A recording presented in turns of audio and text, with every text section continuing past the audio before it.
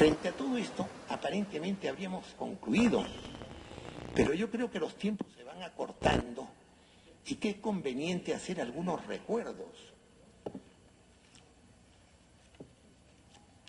Si mal no recuerdo, el artículo 98 puede ser...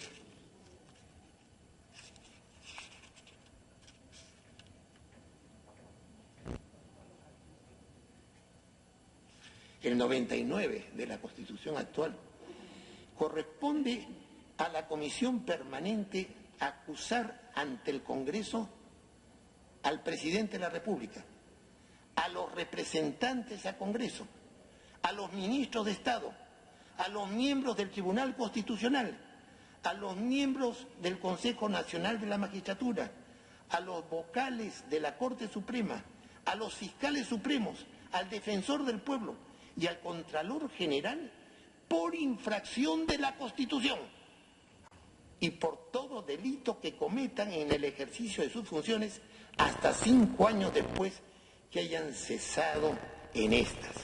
De inmediato pueden estar tranquilos, pero hay 5 años por delante. Y en esos 5 años pueden ocurrir y deben ocurrir muchas cosas, porque la primera cosa es la referida a las infracciones en que ha incurrido el presidente de la República. El artículo 118 de la Constitución corresponde al presidente de la República, dice en su inciso 15, adoptar las medidas necesarias para la defensa de la República, de la integridad del territorio y de la soberanía del Estado. De manera que está en abierta colisión por atentar contra la soberanía del Estado y la integridad del territorio desde el momento que la Convención del Mar estaría consagrando una bochornosa mutilación territorial. Pero el Congreso de la República también, con todos los poderes que tiene, puede infringir la Constitución, porque desde luego que el voto no es obligatorio, pero si por voto, dictamen o lo que fuere, desconoce la validez y eficacia de cualquier artículo de la Constitución, incurre en responsabilidad por infracción a la Constitución, y eso es sumamente importante, y eso viene desde siempre. Yo en este momento estoy recordando el libro de Jorge Guillermo Leguía, por citar alguno muy bueno, Hombres e Ideas del Perú, donde recuerda esa famosa intervención del famosísimo Francisco de Paula González Vigil, cuando bajó de la presidencia de su Cámara a ocupar su escaño y dijo: vengo a este escaño para que quede constancia ante los hombres libres del Perú y de América, que cuando hubo que acusar al presidente de la República, que era Gamarra, por infracciones a la Constitución, el diputado Vigil dijo: yo debo acusar y lo acuso.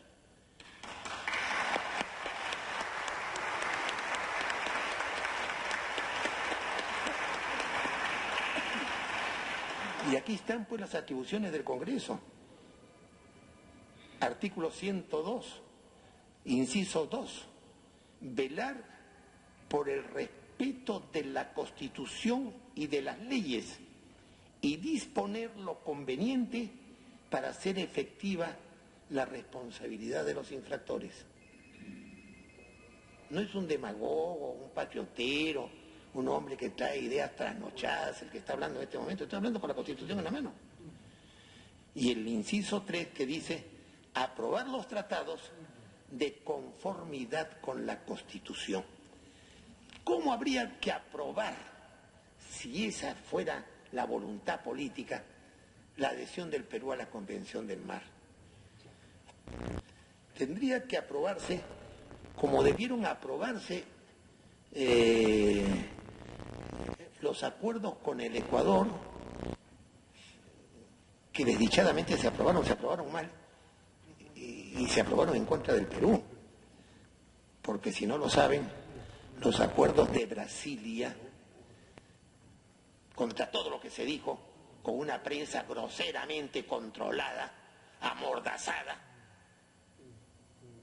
no se resolvió de acuerdo con el protocolo de Río de Janeiro. Tratado intangible, inmodificable, definitivo. Y según el protocolo de Río de Janeiro, artículo 6, por presión de Estados Unidos sobre el Perú, el Ecuador adquirió el derecho a navegar por los afluentes septentrionales del río Amazonas.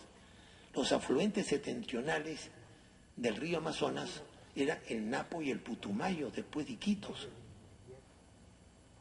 Sin embargo, violando el protocolo de Río de Janeiro y traicionando más de 180 años de brillosa y patriótica batalla militar y diplomática que no permitió jamás que el Ecuador entrara al río Marañón,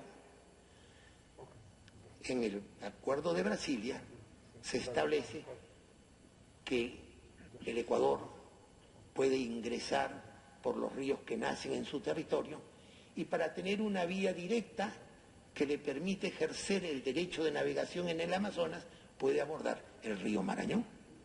Y eso invalida en forma absoluta el Acuerdo de Brasilia, concretamente el Tratado de Comercio y Navegación.